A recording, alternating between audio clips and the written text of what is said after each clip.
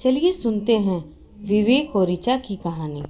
यह कहानी एक छोटे से शहर में रहने वाले विवेक नाम के लड़के की है, जो थोड़ा चंचल और शरारती रहता है। विवेक हमेशा लोगों से मजाक करता है और सबकी डांट भी खाता रहता है, पर इसका ये मतलब नहीं कि विवेक अच्छा लड़का नहीं है। आप भूल कर भी ऐसा नहीं कर सकते। विवेक हमेशा खुश रहता है और दूसरों को भी खुश रखता है। आज विवेक अपने किसी रिलेटिव की शादी में जा रहा था, जहां उसके कुछ फ्रेंड्स भी आने वाले थे। विवेक का मूड खूब मस्ती करने का था और उसने ऐसा ही किया। दोस्तों के साथ खूब डांस किया, खाना खाया, बहुत सारा हंसी मजाक हुआ। अब वक्त हो गया था जयमाल का और दुल्हन भी स्टेज पर आ गई थी। दुल्हन के साथ एक लड़की आई, जिसको देखकर विवेक अपना विवेक खो बैठा। इतनी सुंदर लड़की शायद उसने पहली बार देखी थी। विवेक उसके ख्यालों में ऐसा खो गया जैसे उसके पास कोई न हो। विवेक के दोस्तों ने पल भर में अंदाज लगा लिया कि विवेक अपना दिल हार बैठा है। और फिर क्या था, सब विवेक को चिढ़ाने लगे। वह लड़की विवेक की फ्रेंड रचना की दोस्त थी। रचना विवेक को उस लड़की से मिलवाने ले गई। उसका नाम था ऋचा, जो एक बैंक में काम करती थी और कुछ दिन पहले ही इस शहर में आई थी। विवेक बहुत ही फ्रैंक लड़का था। उसने बातों ही बातों में ऋचा से दोस्ती के लिए पूछ लिया और ऋचा ने हंसते हुए मना भी कर दिया। विवेक को थोड़ा बुरा तो लगा, पर वह जानता था कि वह हार मानने वालों में से नहीं है। ऋचा और विवेक अगले दिन ऋचा ने विवेक को बैंक में देखा और चिढ़ गई। ऋचा गुस्से में विवेक से बोली, तुमको समझ नहीं आता, मैं तुमसे फ्रेंडशिप नहीं करना चाहती और तुम यहाँ तक आ गए। तुम समझती क्या हो अपने आप को? तुम जैसे लड़के बहुत देखे हैं मैंने। विवेक ने शांति से ऋचा से कहा, तुम गलत समझ रही हो, मैं यहाँ काम से आया हूँ।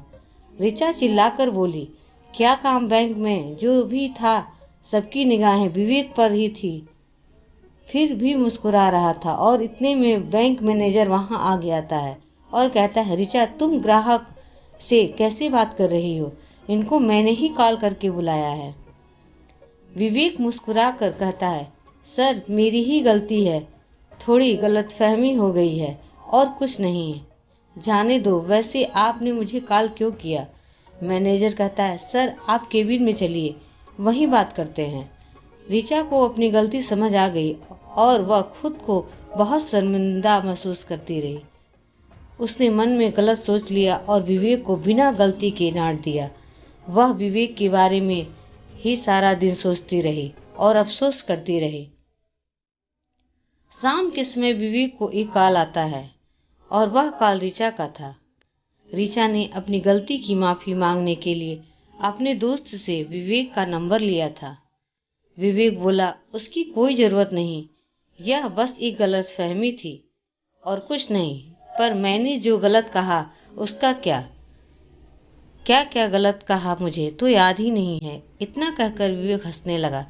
विवेक के इस हंसमुख और बिंदास अंदाज ने ऋचा के दिल में जगह बना ली। अब ऋचा भी विवेक से दोस्ती करना चाहती थी, पर विवेक से कहना नहीं चाहती थी। कुछ दिन दोनों की बात फोन पर ही होती रही और एक दिन विवेक बैंक पहुंच गया और ऋचा से बोला, चलो कुछ दिखाता है तुमको। बाहर आकर देखा तो एक चमचमाती नई कार खड़ी थी, जिसके लोन के लिए उस दिन विवेक आया था। विवेक ने ऋचा से घूमने के लिए कहा और ऋचा ने मना नहीं किया।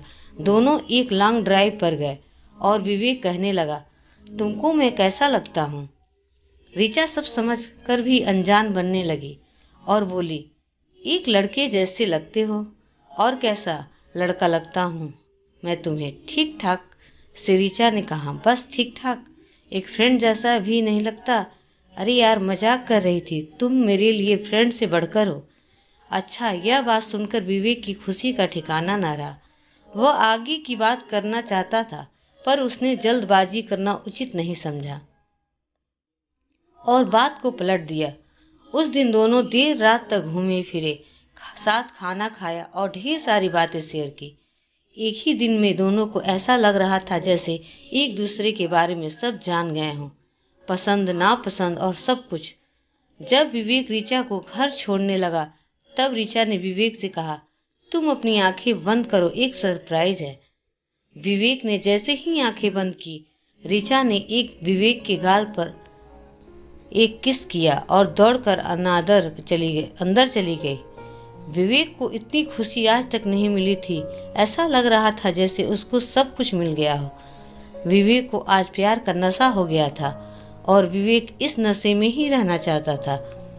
ऋचा ने आज बिन कुछ कहे वह सब कह दिया था जिसको सुनने के लिए विवेक न जाने कितने दिनों से इंतजार कर रहा था।